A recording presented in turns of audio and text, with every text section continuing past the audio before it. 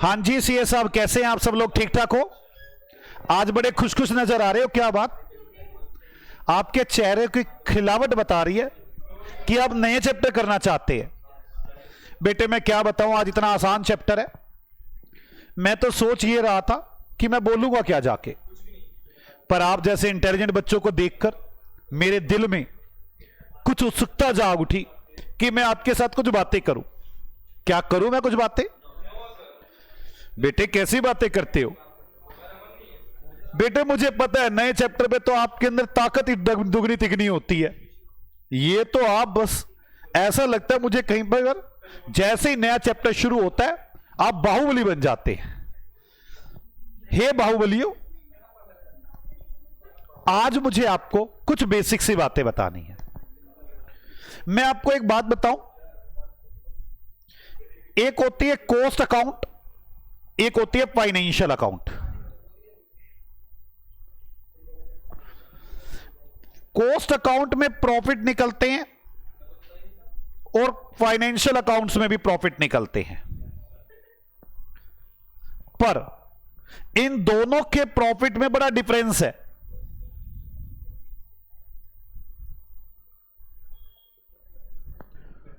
और इस डिफरेंस के बड़े सारे रीजन हैं।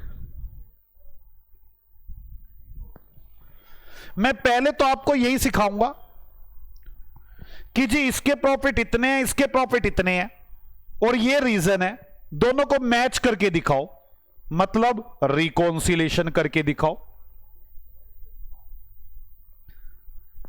फिर मैं आपको सिखाऊंगा इसके प्रॉफिट कैसे निकलते हैं, जो मैं आपके सामने बोल भी नहीं सकता। अकाउंट के प्रॉफिट, फाइनल अकाउंट आपको मैं सिखाऊं?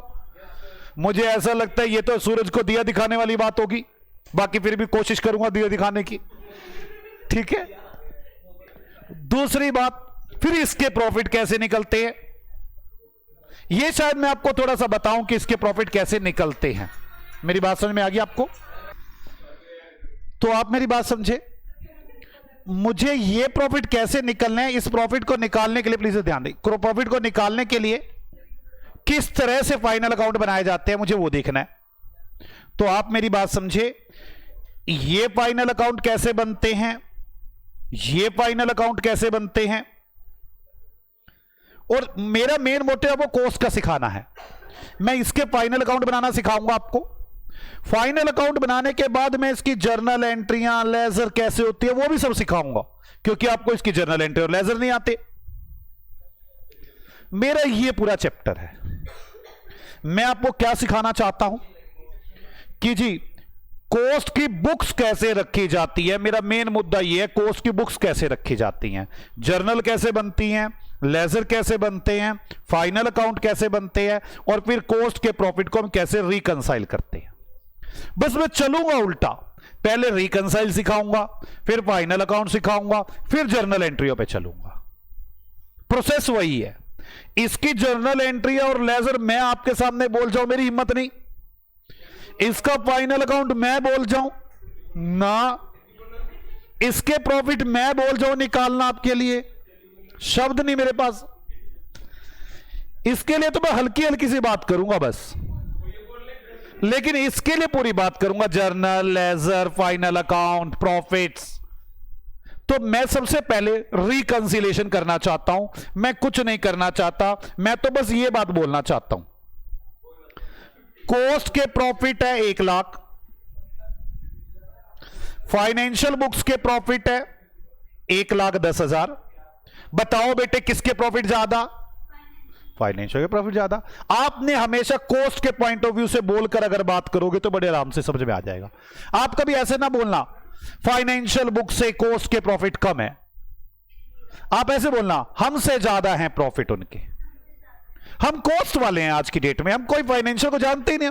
फाइनेंशियल दूसरा आदमी, हम तो कॉस्ट वाले।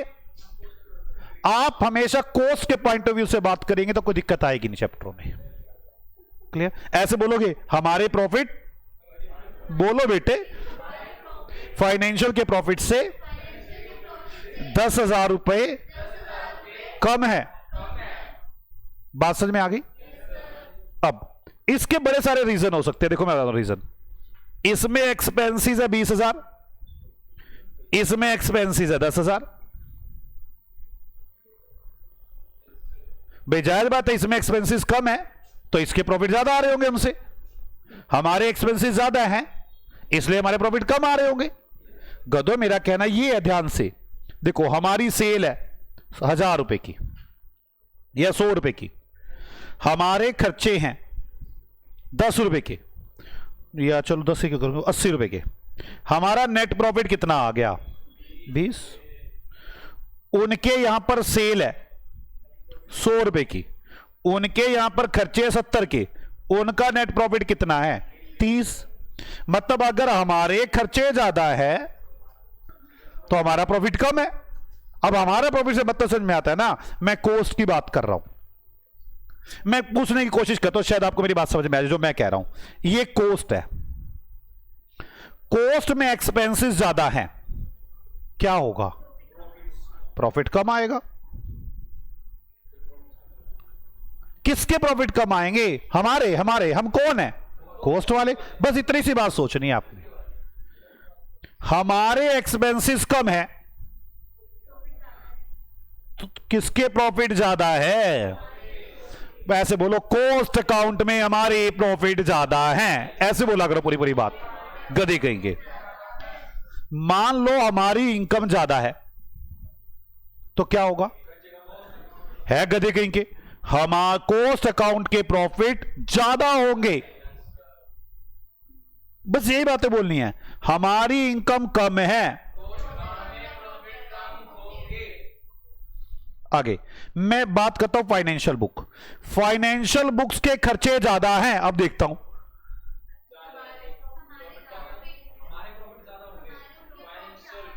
फाइनेंशियल के खर्चे ज्यादा है, अपने पॉइंट ऑफ व्यू पे लेकर आओ,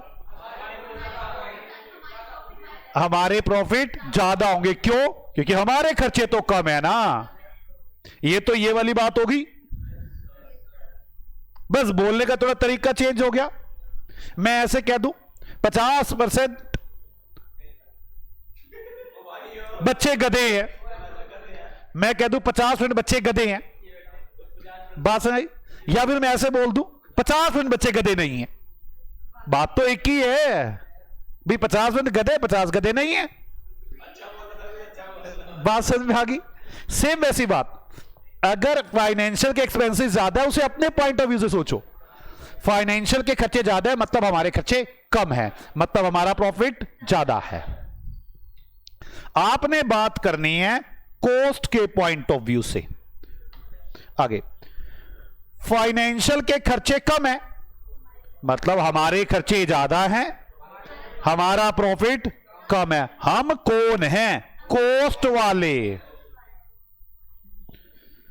फाइनेंशियल में इनकम ज्यादा है, हमारी इनकम मतलब हमारे प्रॉफिट कम है। बोलो गधो हां,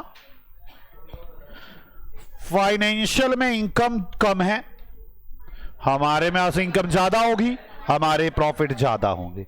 मैं तो छा जाते हो कई बार तुम, बस समझ नहीं आता तुम्हें क्या कहूं मैं। सूरज कहूं के चंदा बोलो,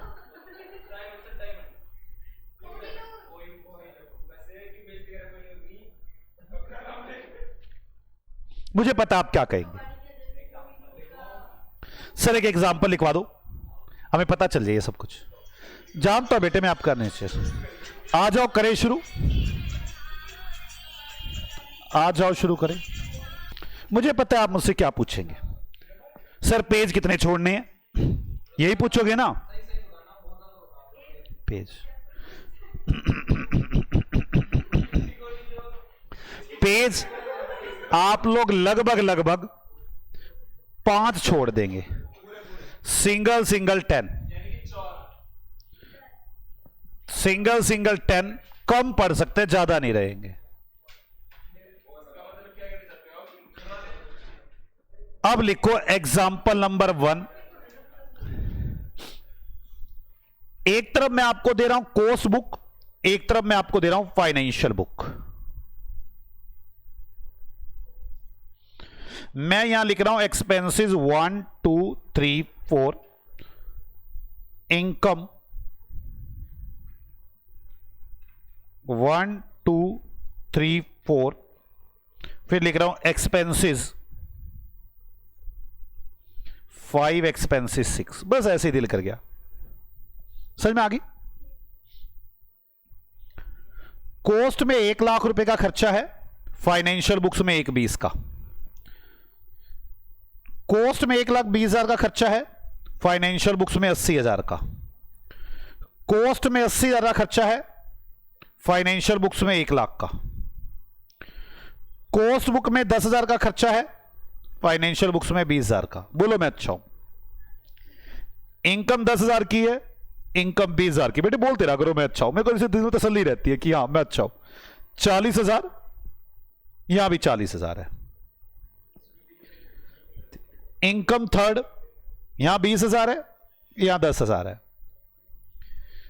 इनकम 4, यहां 30,000 है, यहां भी 30,000 है।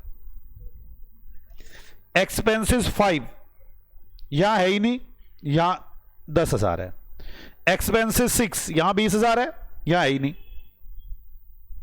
इनकम 5, यहां है ही नहीं, यहां 20,000 है। इनकम 6, यहां 10,000 है, यहां है ही नहीं। Profit as per financial books, या कॉस्ट बुक दे दूं क्या? एज पर कॉस्ट बुक क्या याद करोगे मुझे?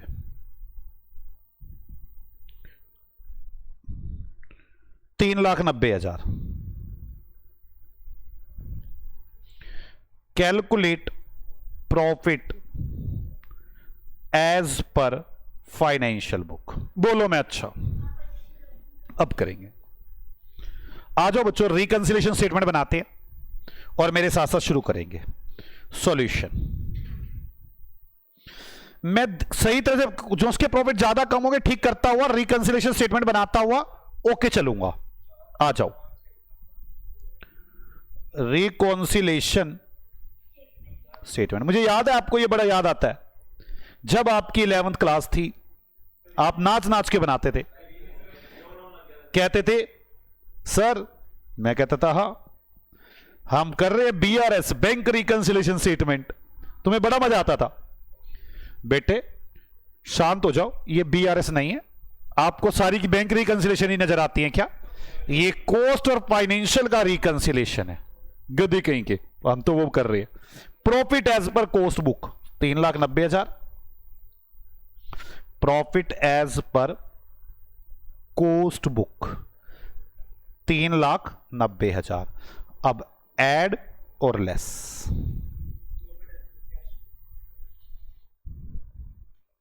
अब ध्यान से सुनते चले जाना, आराम से। यहां से सोचना बेटे, देखो तो आपकी सोच ही काम करेगी और कुछ नहीं कर सकता। कॉस्ट में 1 लाख का खर्चा है, फाइनेंशियल में 1,20 का खर्चा है। अब अपने पॉइंट ऑफ व्यू सोचो, आपके प्रॉफिट क्या है? कॉस्ट में 1 लाख का खर्चा है, फाइनेंशियल में 1,20 का खर्चा है। हमारे खर्चे कम हैं, हमारे प्रॉफिट ज्यादा है। अब हमारे प्रॉफिट समझ गए आप, कॉस्ट के प्रॉफिट ज्यादा है। कितने रुपए से ज्यादा है? 20,000 से। कॉस्ट के प्रॉफिट 20,000 से ज्यादा है। मुझे अगर मैं कम कर दूं कॉस्ट के प्रॉफिट को, तो फाइनेंशियल के प्रॉफिट्स आ जाएंगे, क्योंकि मुझे फाइनेंशियल के निकालने। तो मैं करता हूं लेस। एक्सपेंसेस 1 20,000। बोलो बच्चों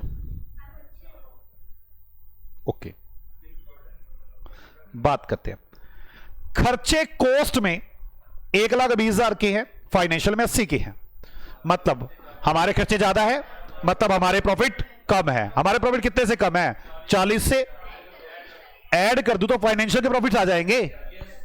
एक्सपेंसेस 2 कितना है? 40,000। बोलो आसान है ये। अब ध्यान से, कॉस्ट के खर्चे 80 हैं, फाइनेंशियल के खर्चे 1 है। हमारे खर्चे कम है, हमारे प्रॉफिट्स ज्यादा है 20,000 से। हमारे प्रॉफिट 20,000 से ज्यादा है, और अगर हमारे प्रॉफिट 20,000 से ज्यादा है तो माइनस कर दो। एक्सपेंसेस 3। आगे चलो सीए साहब, हमारे खर्चे 10 है, फाइनेंशियल खर्चे 20 है। हमारे खर्चे कम है, हमारे प्रॉफिट ज्यादा है। सीधी सी बात है, हमारे खर्चे कम है, हमारे प्रॉफिट ज्यादा हैं। ठीक है, तो कॉस्ट के प्रॉफिट 10,000 से ज्यादा आ रहे हैं। कॉस्ट के प्रॉफिट 10,000 से ज्यादा आ रहे हैं, कॉस्ट के प्रॉफिट 10,000 से ज्यादा आ रहे हैं, मुझे फाइनेंशियल बनानी है तो माइनस कर देंगे।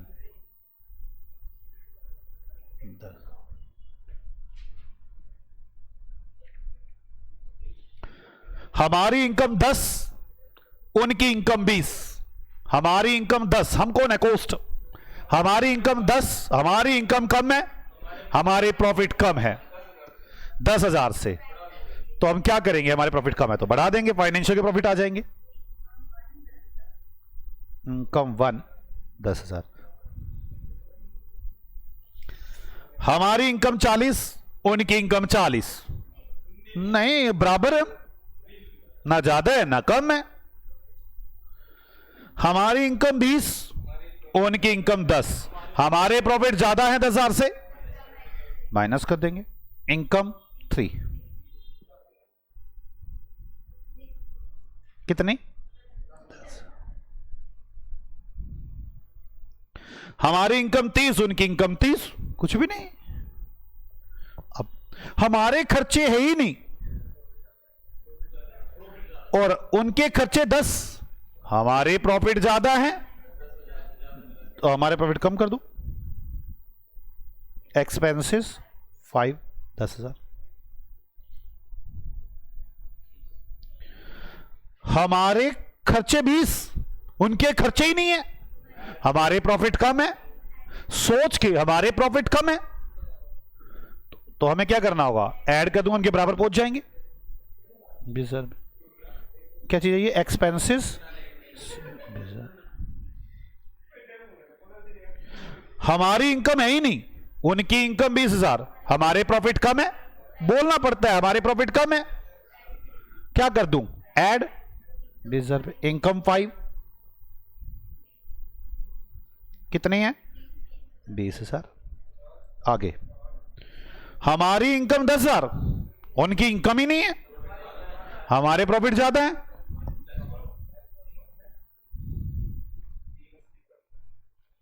10,000। अब देख लो 40 और 40 80 10 90,000 पे ऐड, और 40 और 40 80,000 minus 4 lakh. Profit as per financial books. मुझे पता है आपका दिल क्या कह रहा है बेटे, आपके दिल का नेचर में पहचान गया हूं आपको। सच बताऊं क्या कह रहा है आपका दिल? अगर यही question profit as per financial book दे रखा तो अब कैसे करेंगे? कोई नहीं, आओ करते, फिर क्या हुआ? लिखो एग्जांपल नंबर 2।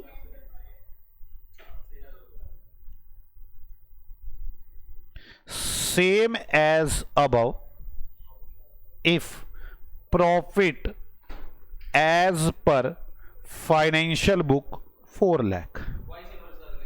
क्यों वाइसे वर्षा लिख दो मूर्ख, वाइसे वर्षा लिख दो।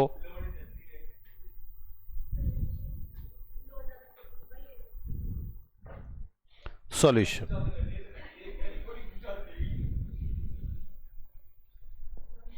Profit as per financial book 4 lakh. कुछ ऐड करेंगे, कुछ लेस करेंगे, देखते हैं। आराम से फिर सोचना दोबारा। मैं पेन का कलर चेंज कर लूं, मुझे अच्छा लगेगा। बोलो ना हाँ सर अच्छा लगेगा। चलो अब कॉस्ट की बुक में खर्चे 1 लाख है, फाइनेंशियल बुक में 120 है बेटे। बोलो सी साहब, 1 लाख के कॉस्ट में खर्चे, हमारे खर्चे कम हैं, हमारे प्रॉफिट ज्यादा है। अब हमारे प्रॉफिट ज्यादा है इनसे तो ऐड करो ना। एक्सपेंसेस 1 20,000, हमारे खर्चे 120 है। बच्चों मैं एक बात बताऊं, आप लोग जिस टाइम मैं पढ़ा रहा था उस टाइम बातें बिल्कुल ना किया करें यार। हमारे खर्चे 120, इनके खर्चे 80, मतलब हमारे खर्चे ज्यादा है, हमारे प्रॉफिट कम है, तो अपने प्रॉफिट तो कम है ना इनसे, तो कम करो एक्सपेंसेस 2।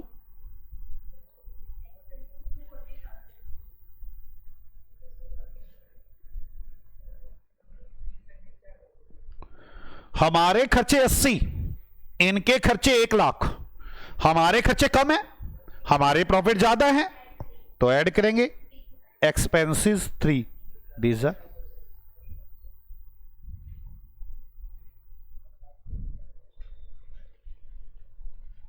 4।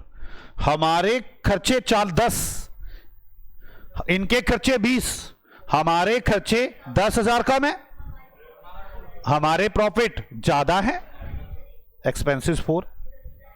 बोलो बच्चों मैं अच्छा हूं। 10,000। हमारी इनकम 10, उनकी इनकम 20, हमारी इनकम कम है, हमारे प्रॉफिट कम है। जैसे वो एक मूवी आई थी उसमें अजय देवगन की, वो ऐसे कहता है मेरे खर्चे कम है इसीलिए मेरे जमीर में दम है। मैं बिल्कुल ऐसे बोलता हूं, मेरे खर्चे कम है इसलिए मेरे प्रॉफिट ज्यादा है, मेरी इनकम ज्यादा है इसलिए मेरे प्रॉफिट ज्यादा है। ऐसे बोला करो। मेरी इनकम 10 है, मेरी इनकम कम है तो मेरे प्रॉफिट भी कम है।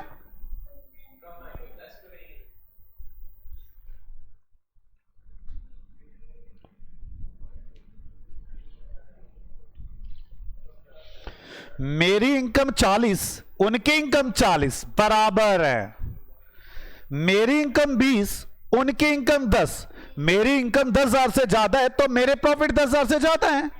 ऐड करेंगे इनकम 3,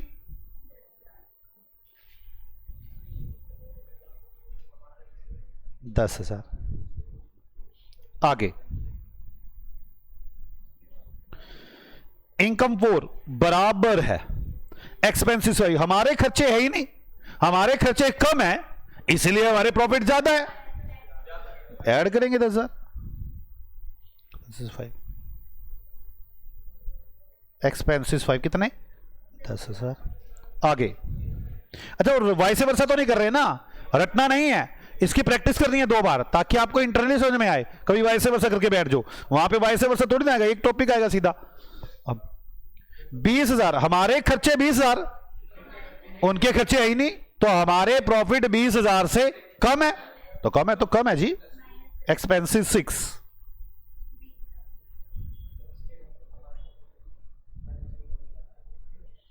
आगे हम अपने प्रॉफिट निकाल रहे हैं इस वक्त। एक्सपेंसिव 5 पे आगे क्या?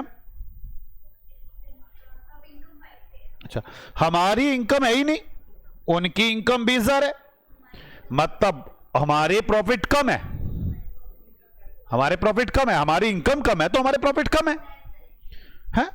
हमारी इनकम कम है तो लेस करेंगे 20,000। इनकम 5, 20,000। 20,000। हमारी इनकम 10,000, उनकी इनकम है ही नहीं, हमारी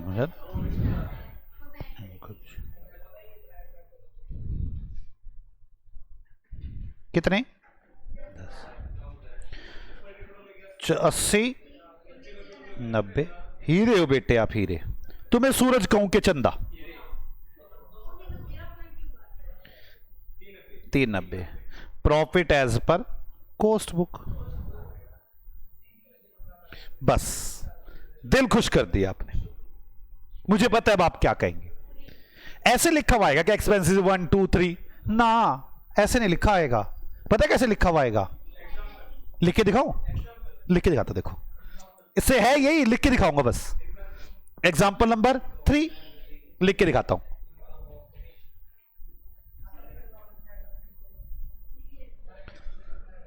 profit as per cost book 1,00,000 रुपए। Profit as per cost book 1,00,000। Factory overhead overcharged 5,000 रुपए। ओवरचार्ज का मतलब पता क्या होता है? कॉस्ट में ज्यादा है, कॉस्ट में खर्चे ज्यादा है, ओवरचार्ज है। तो आप समझ ही गए होंगे। अब अगर हमारे खर्चे ज्यादा हैं तो हमारे प्रॉफिट कम है।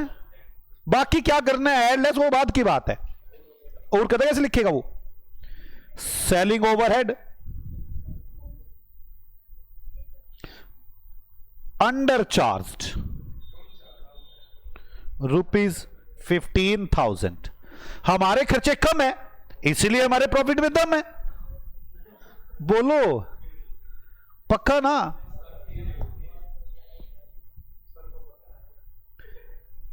Administration overhead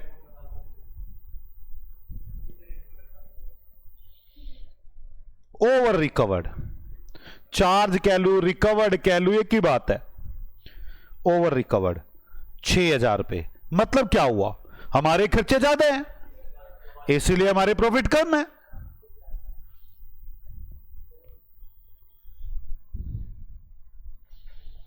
depreciation in cost books ₹1 lakh and in financial books rupees, चलो यार 10,000 कर लो, लाख ज्यादा हो गया, 15,000। कॉस्ट हमारे खर्चे कम है, ओके ना भाई? डेप्रीसिएशन कॉस्ट की बुक्स में तो 10,000 है, फाइनेंशियल बुक्स में 15,000 है।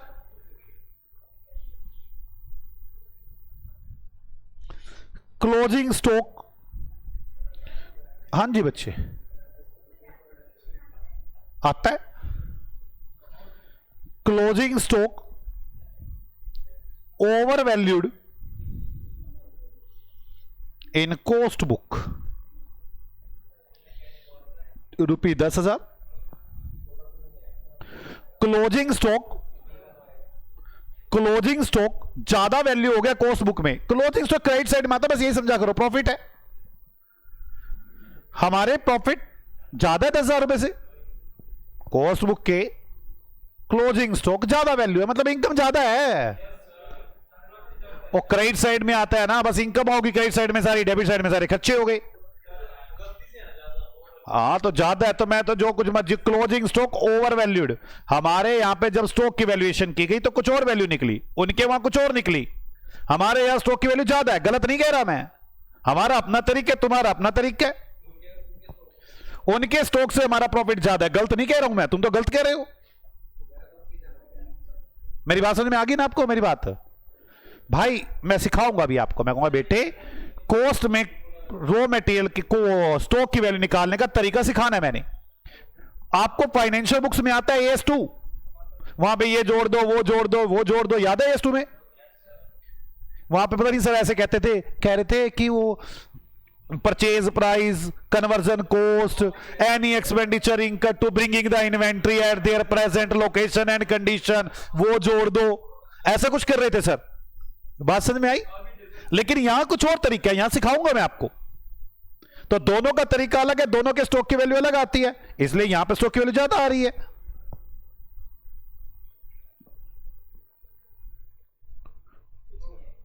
ओपनिंग स्टॉक ओवर वैल्यूड इन कॉस्ट बुक, हमारे ओपनिंग स्टॉक भी ज्यादा है। ये मैं काम करूं, फाइनेंशियल बुक डाल दूं, फाइनेंशियल बुक डाल तो मजा आएगा। इन फाइनेंशियल बुक ₹6,000, मतलब हमारे खर्चे कम है इसलिए हमारा प्रॉफिट ज्यादा है। और सोच के देखो ये बात बनती है कि ओवर वैल्यू फाइनेंशियल में है तो हमारा स्टॉक कम है, हमारे खर्चे कम है, हमारे प्रॉफिट ज्यादा है। बात समझ में आ गई है? पक्का? Interest expense ₹5,000 not in cost book. एक ब्याज का खर्चा है 5,000 रुपए, कॉस्ट की बुक में है ही नहीं, हमारे खर्चे कम है इसलिए हमारा प्रॉफिट ज्यादा है। करना क्या वो बात की बात है, पहले ये पता होना चाहिए हमारा प्रॉफिट कम है कि ज्यादा है। वैसे इंटरेस्ट ऐसा खर्चा है जो कॉस्ट की बुक में आता ही नहीं, फाइनेंशियल बुक्स में आता है सिर्फ। Donation ₹4,000 note in cash book. मूर्ख, 11th क्लास में पहुंच के मेरा भी गलत करवा रहे, कैश बुक।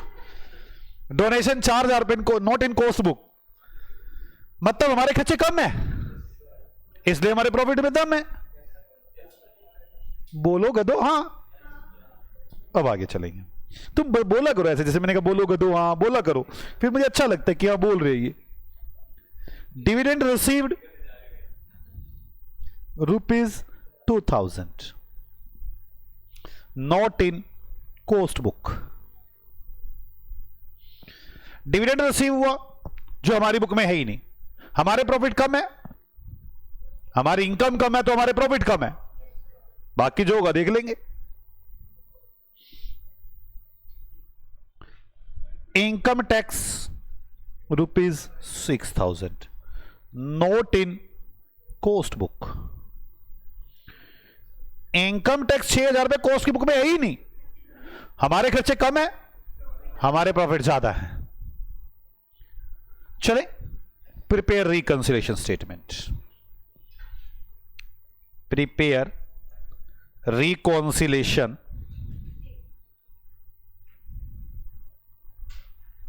स्टेटमेंट। आ जाओ, solution.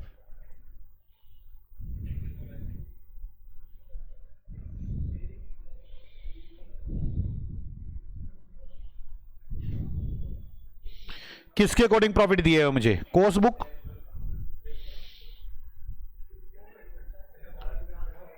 As per cost book.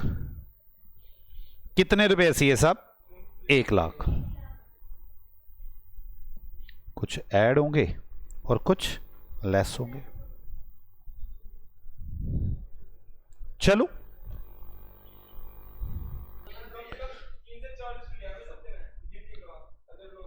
ये factory overhead overcharge, factory overhead overcharge, factory overhead ज्यादा चार्ज कर रखे है, मतलब कोस्ट के प्रॉफिट कम है, खर्चे ज्यादा है। ये बोलो, सोचो। अगर ये नहीं सोचा ना आपने, याद रखना चैप्टर तो गया तुम्हारे हाथ से, इसलिए कह रहा हूं इसको सोचो। फैक्ट्री ओवरहेड ज्यादा है मतलब हमारे खर्चे ज्यादा हैं, हमारे प्रॉफिट कम है। अब हमारे प्रॉफिट कम है, हमें क्या करना पड़ेगा? हमारे प्रॉफिट कम है तो ऐड करूंगा तभी तो फाइनेंशियल के प्रॉफिट आएंगे ना। हमारे प्रॉफिट कम है, हमें फाइनेंशियल के प्रॉफिट पे पहुंचना है तो बढ़ाना होगा ना। प्लस क्या लिखूं वो ऐड में? फैक्ट्री ओवरहेड ओवरचार्ज, ओवरचार्ज कितने रुपए थे? समझ में आ गया आपको मेरी बात? सोचो आराम से बस। सेलिंग ओवरहेड अंडर चार्ज, हमारे खर्चे कम है, हमारा का मतलब कोस्ट, हमारे खर्चे कम है इसीलिए हमारे प्रॉफिट में दम है, लेकिन हमें तो फाइनेंशियल का पहुंचना है तो क्या करना पड़ेगा? माइनस सेलिंग ओवरहेड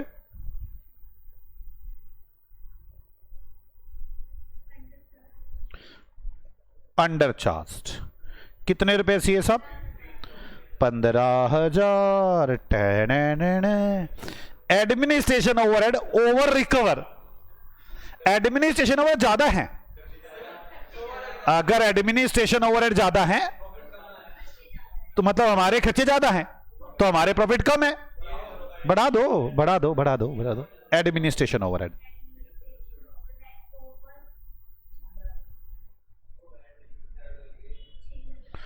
ओवरचार्ज कितने रुपए? 6,000। Depreciation in cost book 10,000 and in financial books 15,000।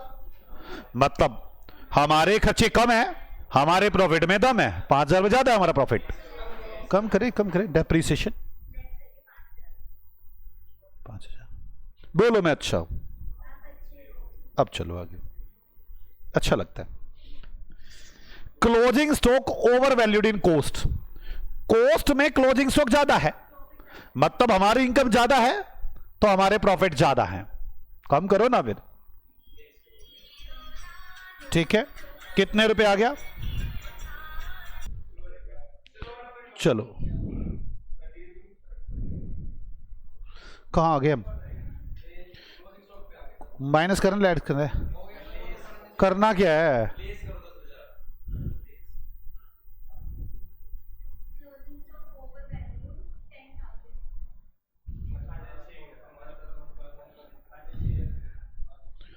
Opening stock over valued, opening stock over valued, opening stock ज्यादा है फाइनेंशियल बुक्स में, फाइनेंशियल में ध्यान से, हमारा ओपनिंग स्टॉक कम है, हमारे प्रॉफिट ज्यादा है, हमारा ओपनिंग स्टॉक कम है इसलिए हमारे प्रॉफिट ज्यादा है, हम कम करेंगे। तो ओपनिंग स्टॉक ओवर वैल्यूड। बच्चे सोचते ये कैसे आ गया, ओपनिंग भी यही क्लोजिंग भी यही, यही तो जादू करना चाह रहा था मैं। ओवर वैल्यूड कितने रुपए बच्चों? 6000। अब आगे इंटरेस्ट एक्सपेंस 5000, हमारे पे खर्चे है ही नहीं, हमारे प्रॉफिट ज्यादा है तो कम करो ना इंटरेस्ट एक्सपेंस। कितना? समझ में आ रही बात बच्चों आपको? ये घर में प्रैक्टिस भी करनी है। डोनेशन 4000, हमारे खर्चे है ही नहीं, हमारे प्रॉफिट ज्यादा है, कम कर दो डोनेशन 4000।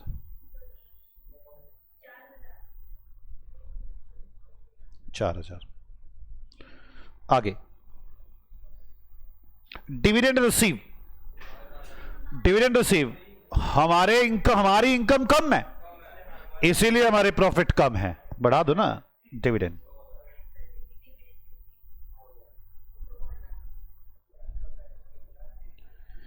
इनकम टैक्स, हमारे पास है ही नहीं, हमारे खर्चे कम है इसलिए हमारे प्रॉफिट ज्यादा है, इनकम टैक्स।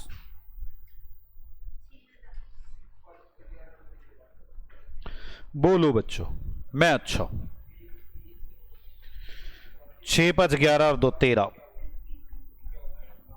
15 5 20 और 15 5 20 10 30 6 36 और 5 41, 41 और 4 45, 45 और 6 51, 51,000 है क्या? हाँ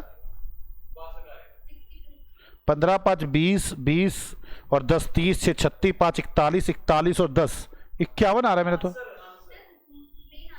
ये 51 ही आ रहा है ना, डरा रहे हो? बताओ profit as per financial book कितने रुपए? बोलो मैं अच्छा हूं। हाँ लॉस, ओके। मुझे पता है आपका दिल क्या कह रहा है, दिल कह रहा है सर एक बार लिखवा तो दो प्लीज, ये लिखो बेटे, मैं क्या बता सकता हूं, लिखो फिर लिखो। वैसे एक बात बताओ,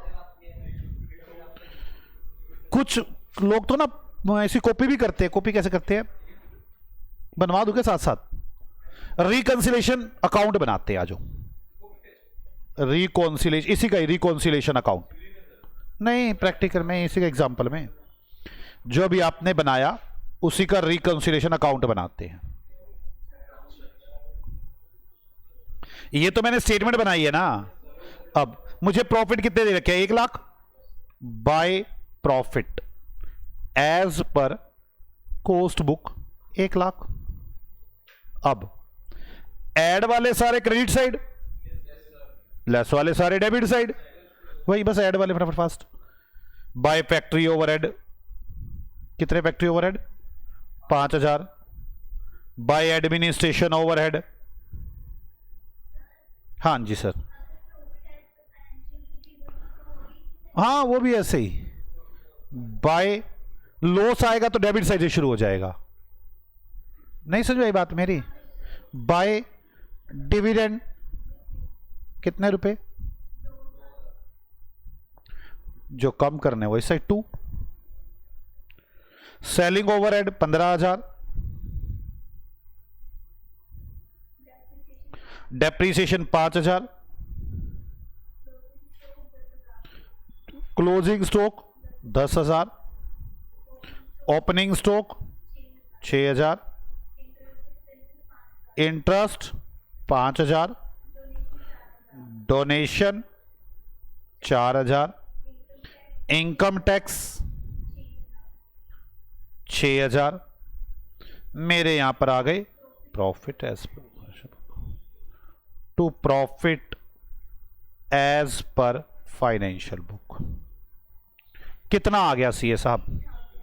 6000, 62,000। बोलो मैं अच्छा हूं। जब आपसे कहेगा अकाउंट बनाकर दिखाओ तो ऐसे बना देना, स्टेटमेंट कहेगा तो ऐसे बना देना। मुझे पता है आप क्या कह रहे हैं, आपका दिल क्या कह रहा है। लिखवा दो इन बातों को, बस बहुत हो गई है। लो बेटे लिखो, मैं कब मना कर रहा हूं आपको, आप तो मुझे गुस्सा कर रहे हो। थ्योरी में लिखें reconciliation.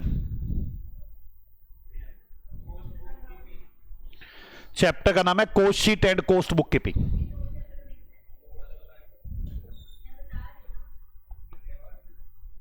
Profit as per cost book is different from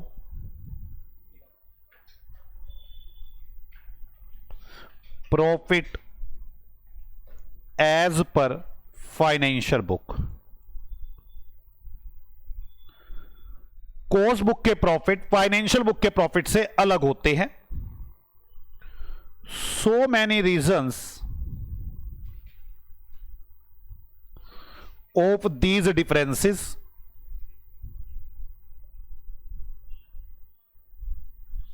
in differences के बड़े सारे रीजन हैं।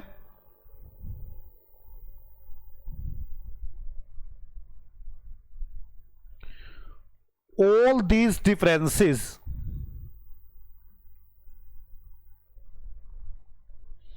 Mention on a statement, that statement is called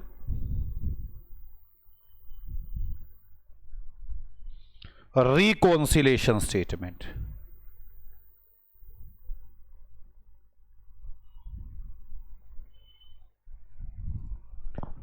reason of differences,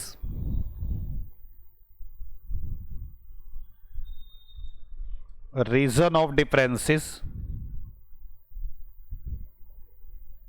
number A expenses. जो फाइनेंशियल बुक्स में खर्चे होते हैं ना वो एक्चुअल बेस पर होते हैं, और जो कोस्ट बुक में खर्चे होते हैं वो एस्टिमेट बेस पर होते हैं, इसलिए दोनों में अलग अलग होते हैं। तभी तो मैंने कहा इसमें खर्चे 10 है, इसमें 12 है। कोस्ट में खर्चे कौन से बेस पर है? एस्टिमेटेड पर। और फाइनेंशियल में किस बेस पर है? Actual base. तब डिफरेंस का कारण बनता है। लिखो in cost book expenses is charged on estimated basis, estimated basis। in financial book expenses is charged on actual basis। मेरी बात समझ में आ गई? डिफरेंस का पहला कारण तो खर्चे, दूसरा कारण डेप्रिसिएशन मेथड।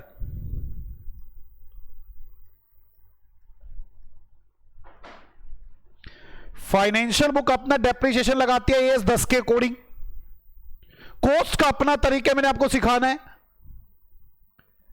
मेरी बात समझ में आ रही है आपको? मैं आपको पता है ना, मैं भी पहले रिकंसिलेशन करवा रहा हूं, फिर फाइनल अकाउंट बनाने सिखाऊंगा कोस्ट के, फिर कोस्ट की जर्नल लेजर सिखाऊंगा। ये उसी के लिए रास्ता बना रहा हूं मैं अपना। तो लिखे मेथड ऑफ डेप्रिसिएशन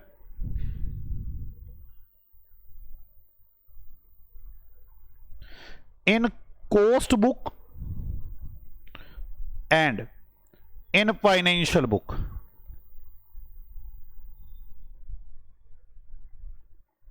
बुक्स में भी डिफरेंट, दोनों में डेप्रिसिएशन लगाने के तरीके अलग हो सकते हैं। Stock valuation, financial book AS2 के अकॉर्डिंग स्टॉक निकालती है, इसका अपना तरीका है, तब डिफरेंस आता है। Stock valuation method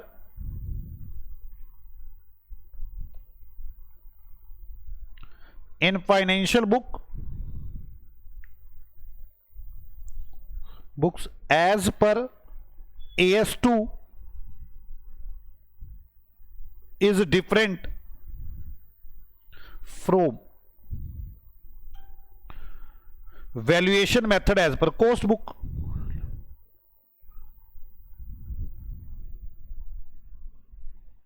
as per cost book.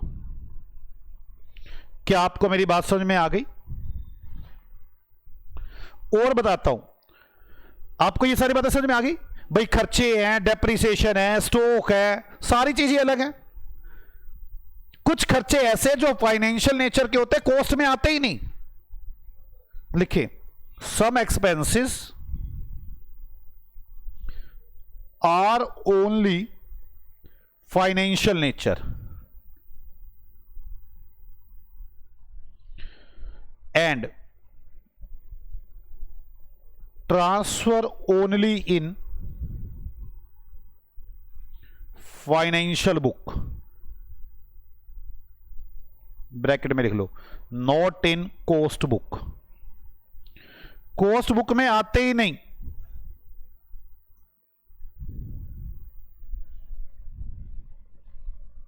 जैसे इंटरेस्ट,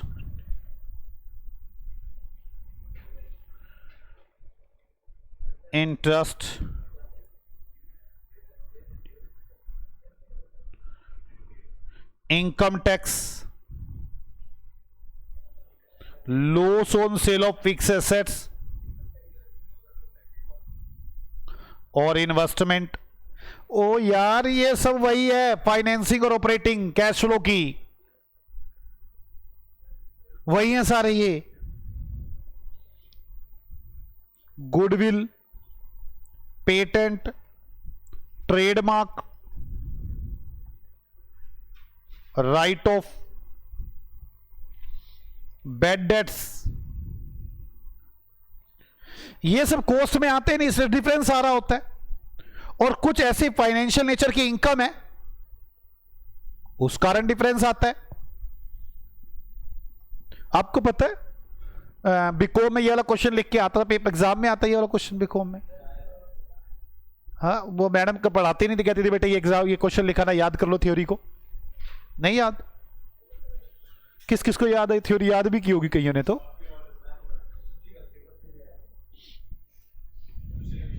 चले, एक सेकंड, चलो E part. Some income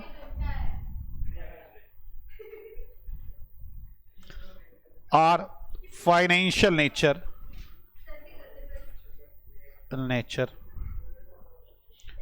and transfer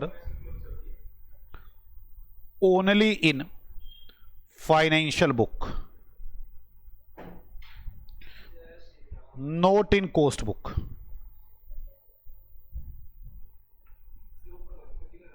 Not in cost book. cost book में नहीं होते, सिर्फ और सिर्फ फाइनेंशियल बुक्स में इन खर्चों को डाला जाता है। अब वो क्या क्या है? जैसे इंटरेस्ट, डिविडेंड रिसीव्ड,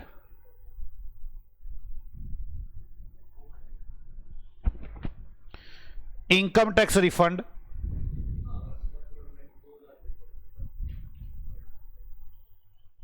तीसरा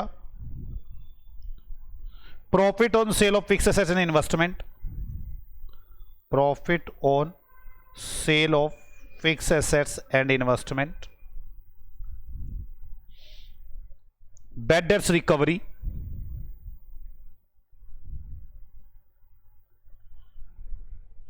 इंश्योरेंस क्लेम। ये कुछ ऐसे खर्चे हैं, इनकम है, जो वहां पर नहीं आती।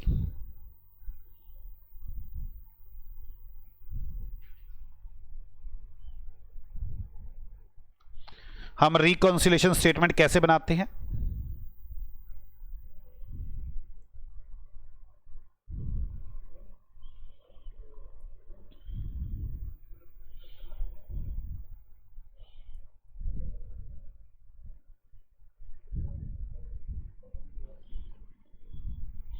Profit as per cost book,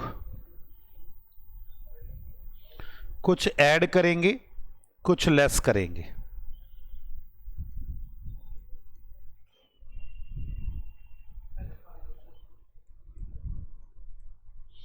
और ये आ जाएंगे profit as per financial books.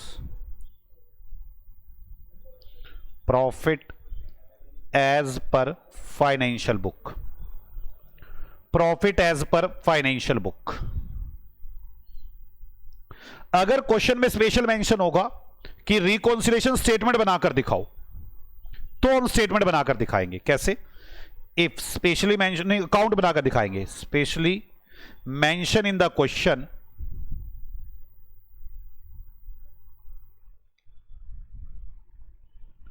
Prepare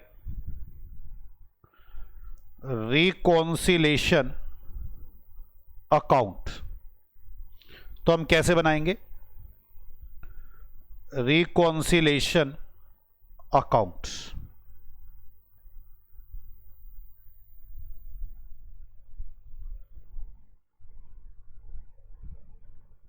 by profit as per cost book. Loss होगा तो इस साइड आ जाएगा, to loss as per cost book.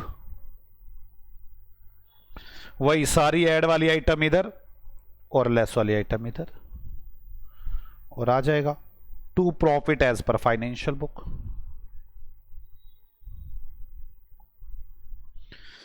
क्या आपको मेरी बात समझ में आ गई?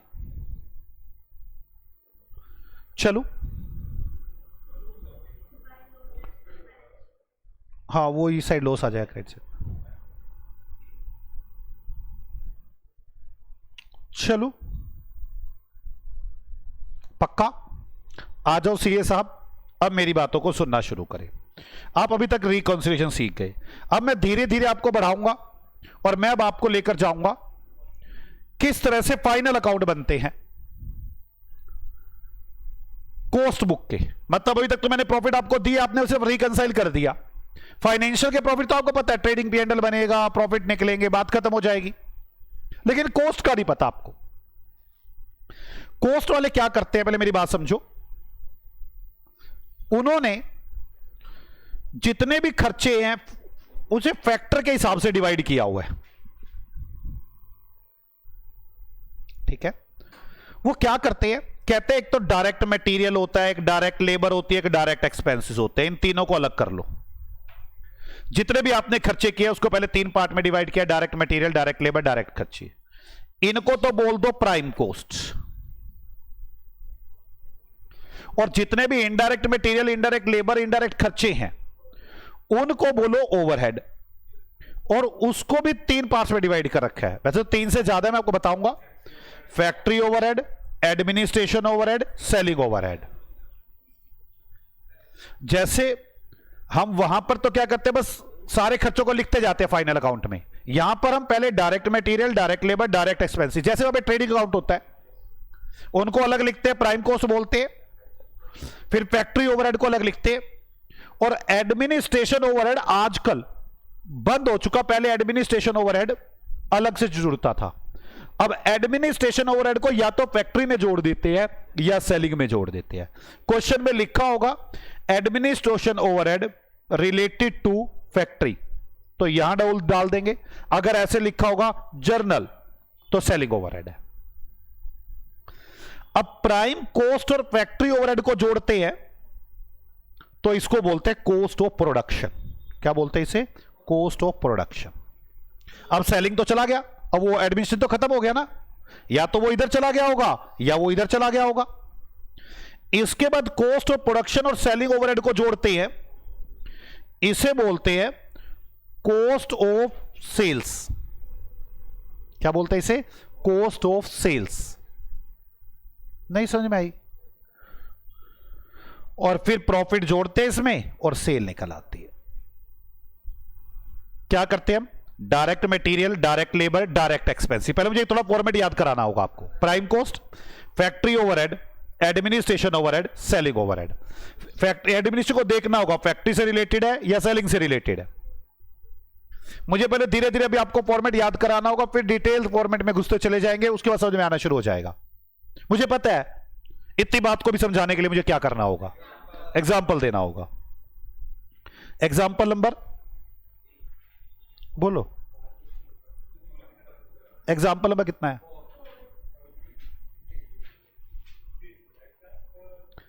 डायरेक्ट मटेरियल 1,00,000 रुपए। Direct labour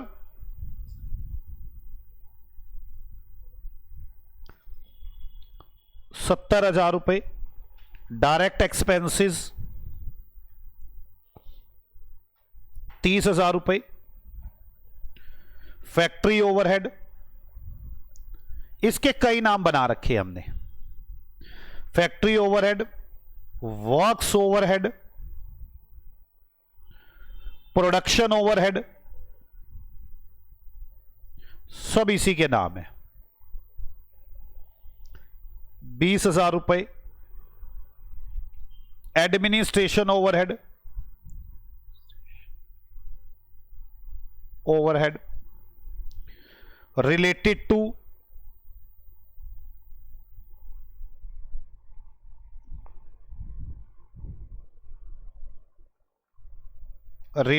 to factory 15,000। Related to selling 2,000। Selling overhead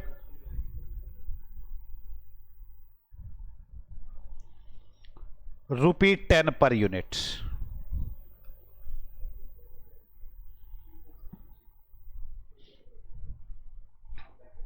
company produce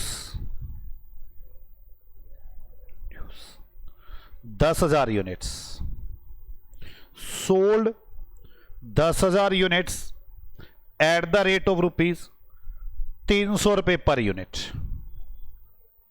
at the rate ₹300 per unit. Prepare cost sheet, prepare cost sheet.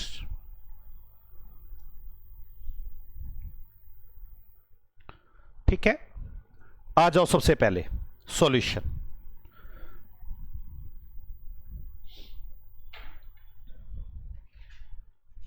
चलो, डायरेक्ट मटेरियल कोस्ट शीट बना रहे हैं हम। ये मैं वो फॉर्मेट सिखा रहा हूं इसका फाइनल अकाउंट का। डायरेक्ट मटेरियल कितने रुपए है? 1,00,000। डायरेक्ट लेबर कितनी है? 70,000। Direct expenses 30,000।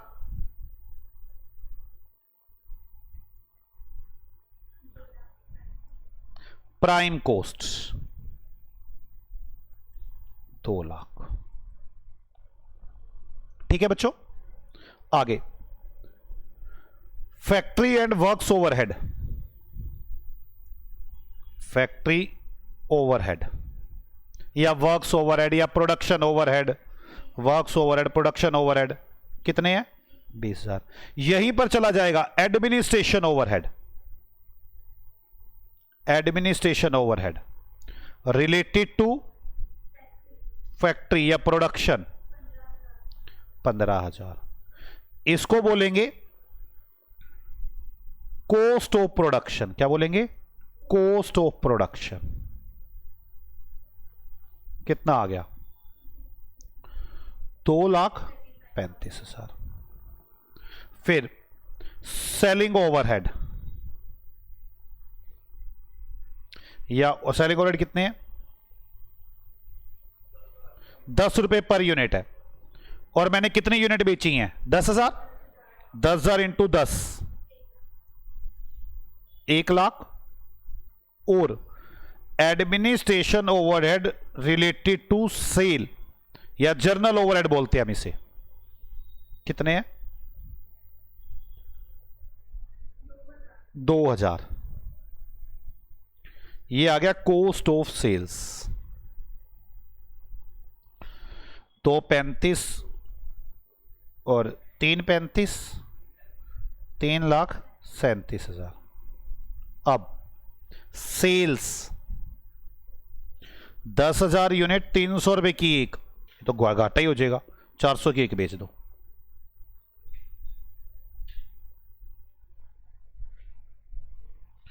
₹4,00,000। तो बैलेंस आ जाएगा मेरे पास प्रॉफिट 63,000 रुपए। कोई डाउट है किसी को? बोलो। मैंने भी आपको एक हल्का सा फॉर्मेट बताने की कोशिश की कि किस तरह से चलता है। मैंने आपसे कहा direct material, direct labour, direct expenses, ये तो एक तरफ आ गए और इनको क्या बोल दिया मैंने, प्राइम कॉस्ट। फिर जो इनडायरेक्ट मटेरियल, इनडायरेक्ट लेबर और इनडायरेक्ट खर्चे है ना, उनके मैंने बनाए ओवरहेड।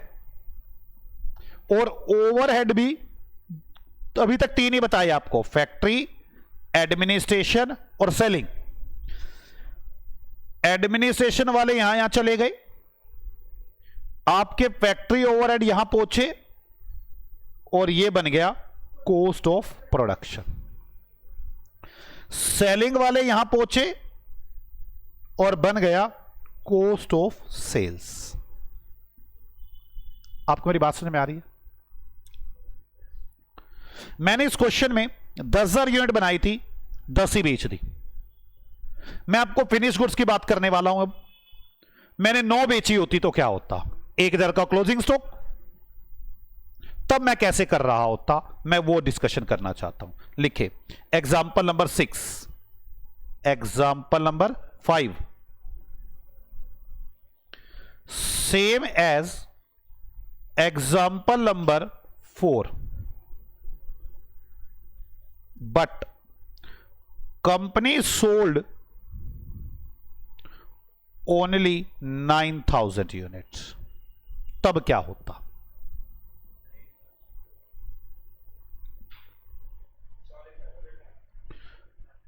ठीक है, आ जाओ, मैं कैसे करता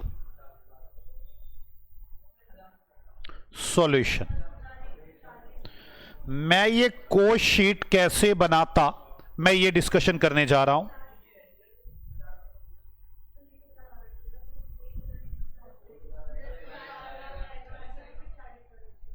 क्या बच्चे?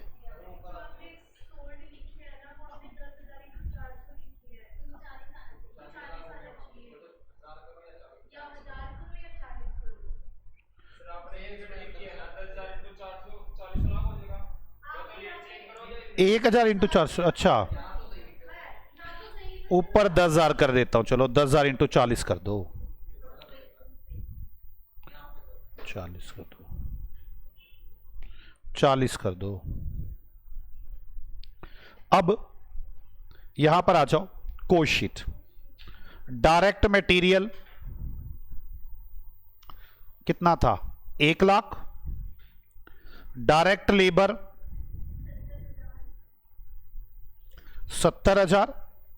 Direct expenses 30,000। इसको क्या बोलेंगे हम, प्राइम कॉस्ट, 2,00,000। आगे फैक्ट्री ओवरहेड 20,000 और administration overhead related to factory 15,000। इसे क्या बोलेंगे, कॉस्ट ऑफ प्रोडक्शन। यहां रुक जाना अभी एक बार, कितना आ गया, ये कितनी यूनिट्स का है, अब 10,000 का। यहां पर देखेंगे कि मैंने कितनी बनाई, कितनी बेची हैं, कितनी रखी हैं। जो नहीं बेची वो माइनस कर दूंगा, minus closing stock of finish goods. कैसे, 2,35,000 रुपए है 10,000 यूनिट का, तो 1,000 यूनिट्स का कितना, 30,500। सॉरी, कितना आएगा बच्चों, 23,500। इसे बोलते हैं cost of goods sold, 2,11,500। Clear? अब plus selling overhead. Selling overhead कितने हैं, 10 रुपए पर यूनिट था ना, और कितने यूनिट्स बेची है मैंने, 9,000। Selling overhead. Administration overhead related to sale कितने दिए हुए? 2000। ये आएगा कॉस्ट ऑफ सेल्स। कितना हो गया? 3 लाख। अब सेल्स मैंने 9000 यूनिट बेची हैं 40 रुपए की एक, 3,60,000 रुपए की, तो मेरा प्रॉफिट आ गया। कितना प्रॉफिट आ गया? 56,500। कोई डाउट है किसी को? बोलो बच्चों, पक्का? मैंने अभी तक क्या सीखा सुको? मैंने कहा direct material, direct labour, direct expenses, इन सारों को जोड़ो, क्या बनेगी? Prime cost. उसके बाद मैंने क्या किया? Indirect material, indirect labour, indirect खर्चों को ओवरहेड बनाकर फैक्ट्री, एडमिनिस्ट्रेशन और सेलिंग कर दिया। एडमिनिस्ट्रेशन के 2 पार्ट बना दिए, या तो इधर चला गया या इधर। फैक्ट्री ओवरहेड इधर गया और यह बन गया कॉस्ट ऑफ प्रोडक्शन। इसमें से माइनस किया closing stock of finish goods और यह बन गया कॉस्ट ऑफ गुड्स सोल्ड। फिर दोबारा सेलिंग ओवरहेड को उठाकर लाया और फिर आ गया कॉस्ट ऑफ सेल्स। मेरी बात समझ में आ रही है? कॉस्ट ऑफ प्रोडक्शन पर क्लोजिंग स्टॉक को माइनस किया। किस किस को मेरी बात समझ में आती है? बोलो बच्चों। नहीं, कुछ में दिया होगा, अगर ऐड करने का दिया, मुझे सेल नहीं दी होगी, प्रॉफिट दिया होगा, तो प्रॉफिट ऐड करके सेल निकाल लूंगा। एक काम करते हैं, मैं एक एग्जांपल बनाना चाहता हूं।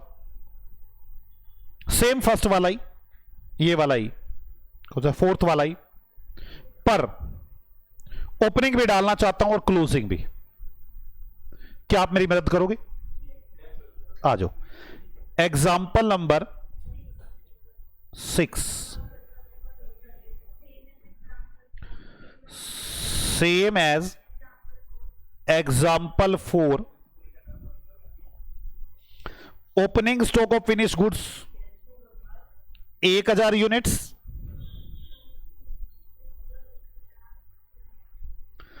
Opening stock of finish goods 1000 units at the rate of ₹10 per unit.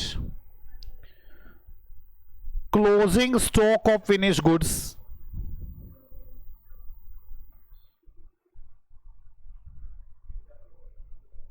500 units. Prepare cost sheet. आराम से बच्चों, ये अगर मुझे समझ में आ गया तो मैं काफी हद तक बातों को समझता जा रहा हूं। आओ सॉल्यूशन करें। मैं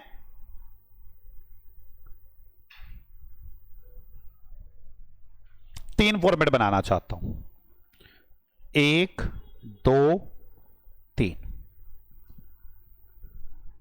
कोशिट 3 कोशिट बना रहा हूं। वैसे डायरेक्ट मटेरियल 1 लाख है ना? बोलो 1 लाख। Direct labour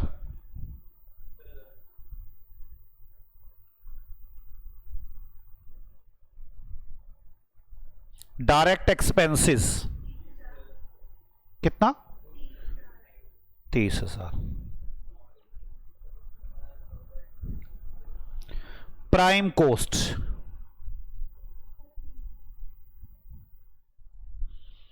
2 lakh.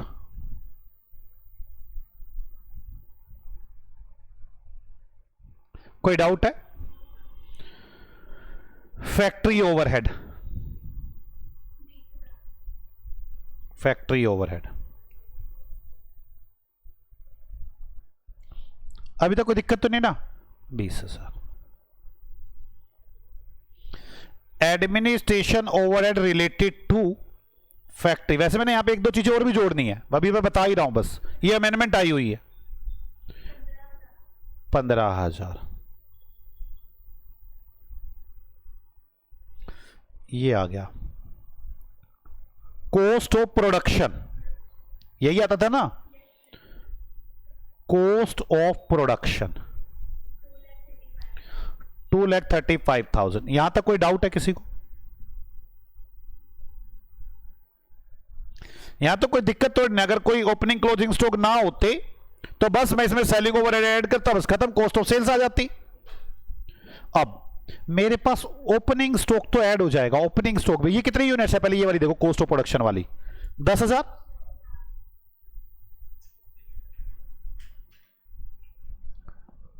मैं यहीं से रेड पेन से करके दिखाता हूं।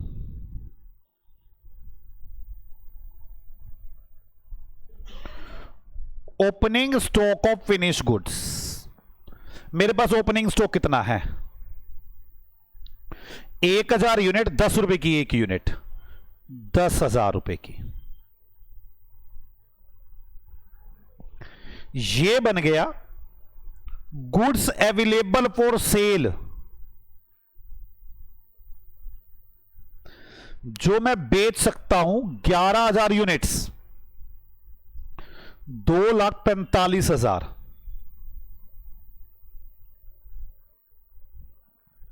बोलो, minus closing stock of finish goods, मैं इनमें से 1,000 यूनिट्स माइनस कर दूंगा 1,000 यूनिट की कॉस्ट, ये बन जाएगा goods, cost of goods sold.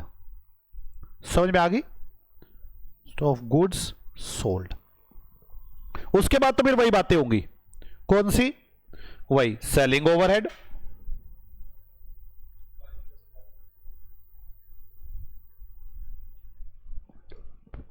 Administration overhead related to cell,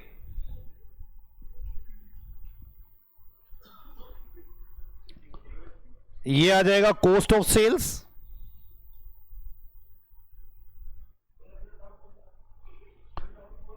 क्या आपको मेरी बात समझ में आ रही है? बोलो। बाकी सब कुछ वही है, ये थोड़ा फिनिश गुड्स का मैंने आपको बताया, कॉस्ट ऑफ प्रोडक्शन से स्टार्ट हो जाएगा। नहीं समझ में आई बात? भाई ओपनिंग स्टॉक ऐड किया, goods available for cell, closing stock minus किया, कॉस्ट ऑफ गुड्स सोल्ड। भाई 10,000 यूनिट बनाई थी, कॉस्ट ऑफ प्रोडक्शन 1,000 ओपनिंग वाली आ गई, टोटल 11,000 अवेलेबल फॉर सेल है, इतनी बच गई हैं, 500 है क्लोजिंग स्टॉक, अब 500 तो इतनी बच गई हैं, तो मेरे पास ये बिकने वाली को बची है। क्या समझ में आती है? मुद्दा ये आता है कि 500 की वैल्यू कैसे निकाली जाए। पहला तरीका फीफो, सुने ध्यान से कैसे। जो पहले आई थी वो बिक गई, मतलब ओपनिंग तो बिक गया, मैं इसमें कर रहा हूं फीफो, ये ओपनिंग तो बिक गया,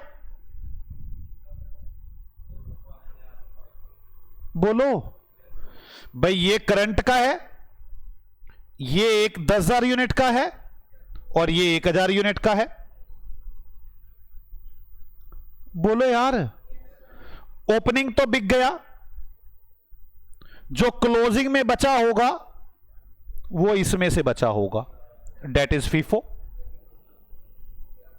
फर्स्ट इन फर्स्ट आउट, जो पहले पड़ा था वो जा चुका, जो आखिरी में पड़ा हुआ जो खरीदा था वो बचा पड़ा है, तो वैल्यू पता कैसे निकलेगी? 2,35,000 डिवाइड बाय 10,000 इंटू 500, 11,550, 11,750।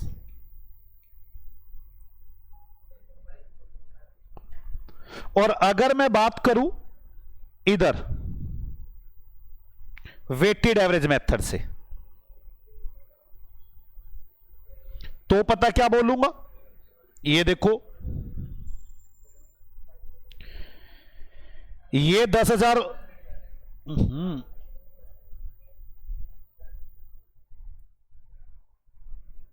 ये 10,000, ये 2,35, 10,000 बची पड़ी हैं, ये 10 भी, टोटल 2,45 है, 11,000 की वैल्यू। इसी में से ये क्लोजिंग स्टॉक बचा हुआ है। अगर वेटेड एवरेज मेथड लगाओ तो पता कैसे वैल्यूएशन करूंगा?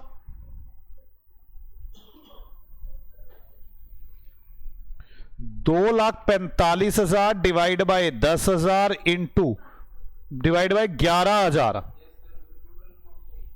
कितना आ गया? 11,800, 11,136। और अगर मैं लीपो लगाऊं तो आप समझे, मेरे पास जो बची पड़ी है वो पहले वाली बची पड़ी है। मैं पता क्या बोलूंगा, इस 10,000 में से बचा पड़ा है सामान। बोलो यार, 500 जो बची हुई हैं इस 10 में से बची हुई हैं, तो मैं कैसे करूंगा? 10,000 डिवाइड बाय 1,000 इंटू 500।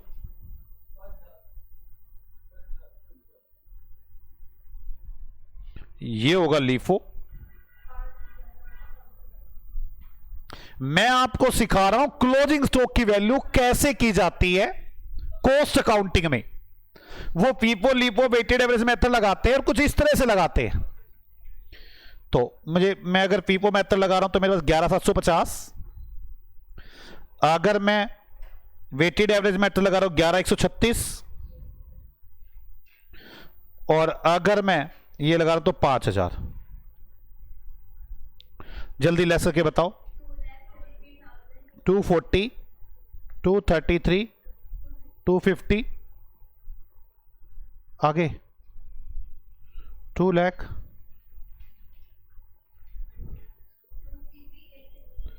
864। क्या समझ में आ गया आपको? समझ में आई आपको? मैंने यहां पे एक गेम सिखाई आपको कि वैल्यूएशन कैसे होती है। वेटेड एवरेज कुछ नहीं कह रहा तो वेटेड एवरेज लगाऊंगा। 9,000 बेच दी मैंने तो 9,000 इंटू 10, 90,000 के ये हो गए। एडमिनिस्ट्रेशन ओवरहेड तो वही 2,000 है। Cost of sales, cost of sales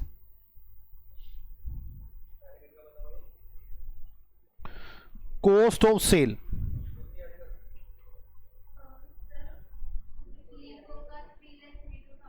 3 lakh, LIFO का 32,000,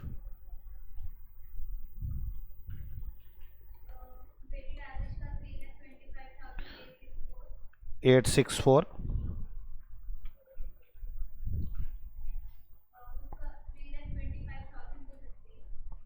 250। सेल्स, सेल्स यहां पे कितनी सेल होगी? आपके पास कितनी यूनिट्स है? आपके पास कितनी यूनिट्स? 9,000 है ना? 9,000 इंटू 40, 360। तो प्रॉफिट कितना आ गया? प्रॉफिट 3, हाँ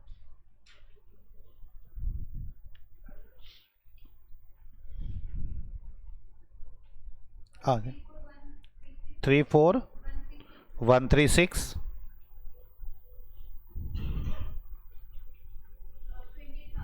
28,000। क्लियर है? अब ध्यान से सुनना मेरी बात को। मैं आपको बताता हूं मैंने क्या किया यार।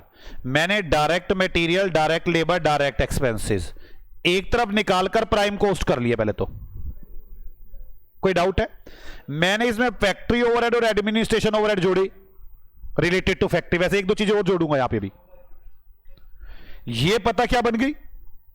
Cost of production. मैंने वैसे तो मैं इससे आगे चल पड़ता, कॉस्ट ऑफ प्रोडक्शन में सेलिंग ओवरहेड, एडमिनिस्ट्रेशन ओवरहेड जोड़ता, बन जाती कॉस्ट ऑफ सेल्स। होना तो ये था। प्लीज यार यहां पे ध्यान दे, आपको तभी समझ में आएगा यार। आप मेरी बात समझे। Direct material, direct labour, direct expenses से प्राइम कॉस्ट बनी। इसमें मैंने ऐड किए फैक्ट्री ओवरहेड और administration overhead, cost of production. इसमें ऐड करता सेलिंग और एडमिनिस्ट्रेशन, कॉस्ट ऑफ सेल्स। होना तो यही था, लेकिन यहां पर opening stock of finish goods और closing stock of finish goods आ गए। तो कॉस्ट ऑफ प्रोडक्शन में ओपनिंग स्टॉक ऐड किया गुड्स अवेलेबल फॉर सेल आ गया, क्लोजिंग स्टॉक लेस किया, कॉस्ट ऑफ गुड्स सोल्ड आ गया, यहां पर आकर फिनिश गुड्स का ट्रीटमेंट हुआ। बाकी फॉर्मेट तो सीधा चल रहा है। प्राइम कॉस्ट बनी, फैक्ट्री एडमिनिस्ट्रेशन जोड़े, कॉस्ट ऑफ प्रोडक्शन बनाई, सेलिंग ओवरहेड जोड़े, कॉस्ट ऑफ सेल्स बनाई, लेकिन बीच में ओपनिंग स्टॉक और क्लोजिंग स्टॉक आ गए। इनकी वैल्यू करने के लिए FIFO, LIFO, weighted average method, कुछ भी क्वेश्चन कुछ नहीं कहेगा तो मैं वेटेड एवरेज मेथड यूज कराऊंगा। क्या आपको मेरी बात समझ में आ गई? अब मैं WIP की वैल्यू बताऊंगा कि WIP की वैल्यू कहां पर एडजस्ट होगी। WIP की वैल्यू कहां पर एडजस्ट होगी, तो आप मेरी बात को समझे। WIP की वैल्यू कहां एडजस्ट होगी? वो यहां पर एडजस्ट होगी। WIP की रॉ मेटेरियल की वैल्यू यहां पर एडजस्ट होगी। यहां पे किसकी होगी? फिनिश की। यहां पे किसकी होनी है? WIP की। और यहां पर किसकी होनी है? रॉ मेटेरियल की। मेरी बात समझ में आ रही है? मैं आपको अभी WIP की वैल्यू सिखाने वाला हूं, WIP की वैल्यू के बारे में। तो करें शुरू WIP की वैल्यू के बारे में।